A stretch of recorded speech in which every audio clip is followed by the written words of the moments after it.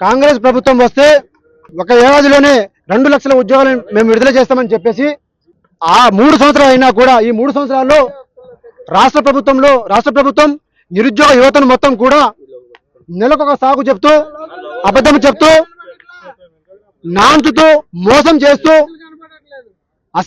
Assembly సాక్షిగా job calendar విడుదల చేసి ఆ రోజున నెలకొక నోటిఫికేషన్ వస్తుందని మేము అందరం కూడా ఆశపడ్డాం.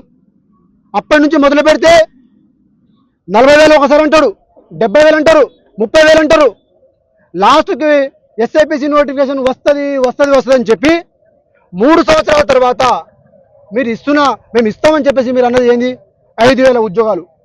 5,000 ఉద్యోగాలు ఇస్తే దాంట్లో 2,000 ఉద్యోగాలు హైదరాబాద్కి పోతాయి, 3,000 ఉద్యోగాలు 33 జిల్లాలకు పోతే ఒక్కొక్క జిల్లాలో ఒక్కొక్క కులానికి కూడా ఒక్కొక్క పోస్ట్ కూడా రాదు.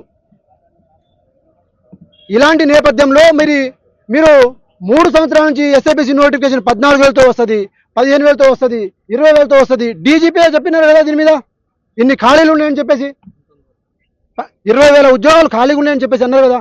మరి అన్నప్పుడు దీన్ని ఫుల్ఫిల్ చేయడానికి మీకేం ప్రాబ్లం వచ్చింది? కాబట్టి దీనిని మేము నిరసిస్తూ మా తమ్ముళ్ళు అందరూ కూడా, నిరుద్యోగ పిల్లలందరూ కూడా దిల్సుఖ్ నగర్లో, అశోక్ నగర్లో వర్షంలో తడుస్తూ నిరసన కార్యక్రమం తెలుపుతున్నా కూడా ప్రభుత్వానికి కొంచెం చీమ కొట్టినట్టు కూడా లేదు.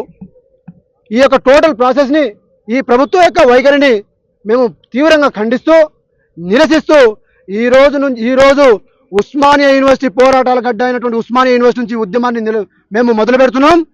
కాస్కో రేవంత్ రెడ్డి, నువ్వు పొరపాటున 5,000 కనుక నోటిఫికేషన్ ఎస్ఐపిసి నోటిఫికేషన్ కనుక వేస్తే రాష్ట్ర ప్రభుత్వం మొత్తం కూడా నిప్పు అంటిస్తాం. మొత్తం లా అండ్ ఆర్డర్ ప్రాబ్లం రేపు రేజ్ అయితే మాత్రం దానికి పూర్తి బాధ్యత నువ్వే వహిస్తావు.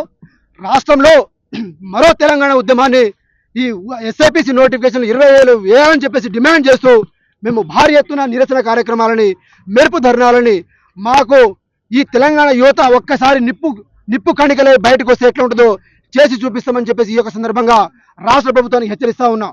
జై తెలంగాణ.